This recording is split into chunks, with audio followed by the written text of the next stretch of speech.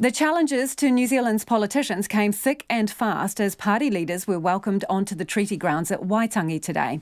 For the third year in a row, politicians gave their speeches from the upper marae. For a day that used to be marked by protest, the only protests today were from the MPs themselves.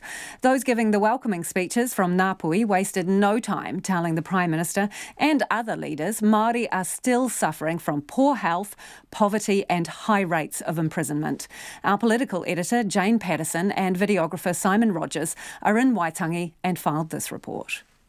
The political leaders walked on shoulder to shoulder with New Zealand First's Winston Peters and National's Simon Bridges side by side, but there was no united front when they rose to their feet to speak. When I first came here, I said, hold me to account, and I will keep coming back here so you can do just that. Not because we lack scrutiny. There is plenty of that, but because we should never be afraid of it. She said there would be less poverty. She said that she would reduce inequality between Māori and Pākehā. Sadly, the government has failed to deliver. I don't want to debase this place or this occasion with petty partisan politics. If we can come to this famous place after 180 years and trample all over the recognition of its significance and what it means in the past and in the future for politics, then we're in trouble. And I said to all of you, and what am I doing?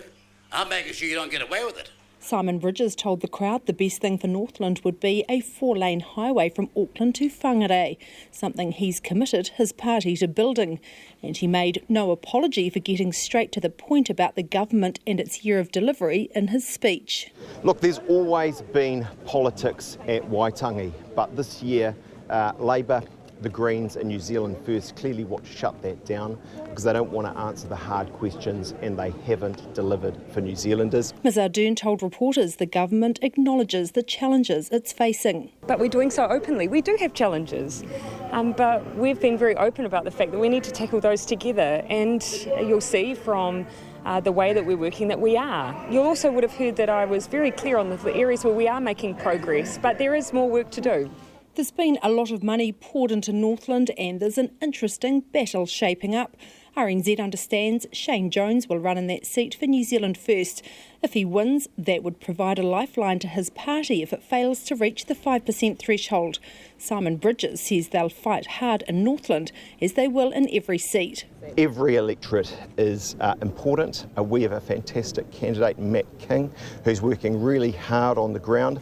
People in the north know our track record. National gives Axe David Seymour the nod for the electorate vote in Epsom. Ms Ardern was asked if she'd do the same for Shane Jones in Northland. I didn't do deals last election. I have no plans to do deals this election. Simon Bridges also confirmed National's position on the Māori seats, saying they should be abolished. Ms Ardern says Labour is very much in favour of keeping the 7 seats, all of which are currently held by her party. In Waitangi for Checkpoint, Jane Patterson.